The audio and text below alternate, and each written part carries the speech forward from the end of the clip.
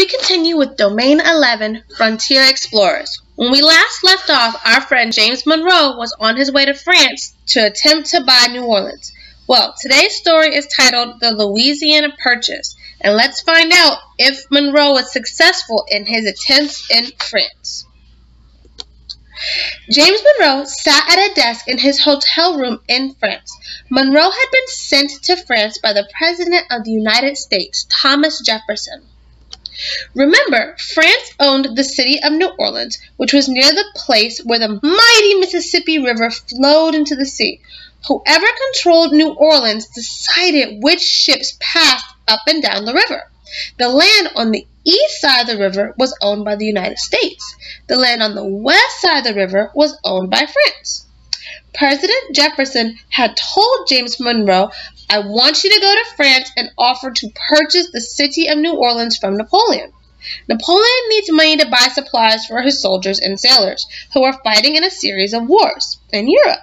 If he will sell New Orleans to us, he will receive the money he needs and we will gain control of the Mississippi River." James Monroe met with Napoleon in the French Emperor's palace in Paris, France. This palace was very different from the house in which President Thomas Jefferson lived in Washington, D.C. Now, as James Monroe looked back on his meetings with both President Jefferson and the French Emperor Napoleon, Monroe thought, President Jefferson's home is certainly different from Napoleon's home. Napoleon lives in a grand palace with the wooden floors half covered in thick carpets. The walls are bright with expensive wallpapers, and the furniture probably costs a lot of money. When Napoleon is dressed in the fanciest clothes and sits on that throne, he talks, and everyone else listens because they are afraid of his power, and because they hope he will do favors for them. But there are no thrones for Thomas Jefferson, and no royal uniforms to make him look special. Sometimes visitors to the presidential mansion don't even recognize President Jefferson. They think he's one of the servants until they're introduced to him. When he starts to speak, however, everyone listens, but not because they're afraid of him. They listen because he's a brilliant man with wonderful ideas.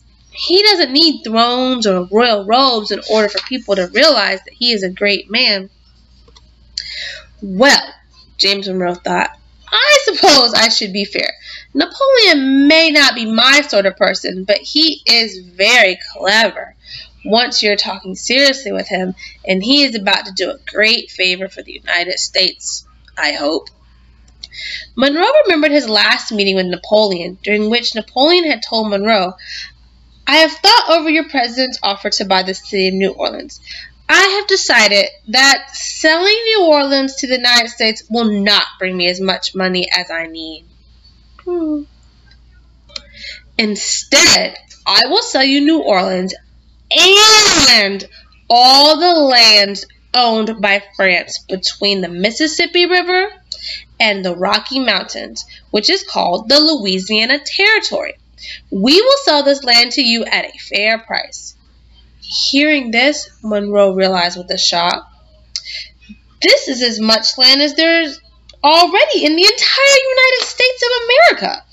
Overnight, we could have a nation twice as big as it is right now. Somehow, Monroe had kept himself calm enough to answer Napoleon, "Your Majesty, this is indeed a marvelous opportunity. I cannot accept your offer, however, until I present it to the President and receive his answer. I will write to him at once." In Monroe's time, there was no phone or email, so Monroe had to write a letter to Jefferson. The letter would have to travel over the ocean in the same kind of trip that Monroe had traveled on when he first came to France. It would take a few weeks for Jefferson to get Monroe's letter, and even longer for Monroe to get Jefferson's answer. Now, sitting in his hotel room and remembering all this, James Monroe picked up his pen. "I need to finish my letter to the President," he thought, "and then I can send it to him by the first ship sailing across the ocean to the United States. When he reads it, the President is going to be very surprised." Just as Monroe had expected, Thomas Jefferson was amazed when he read that letter. Jefferson thought, "This is even better than I could have imagined. Not only will we be buying the city of New Orleans, but also the entire Louisiana territory. The United States will double in size.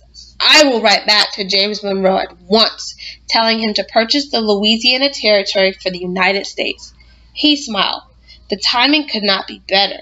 Then President Jefferson picked up his pen and began the letter, instructing Monroe to seal the bargain with France, a bargain that would double the size of the United States of America.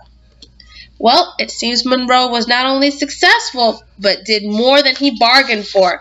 And we will find out more about what is to come of the United States when we meet again.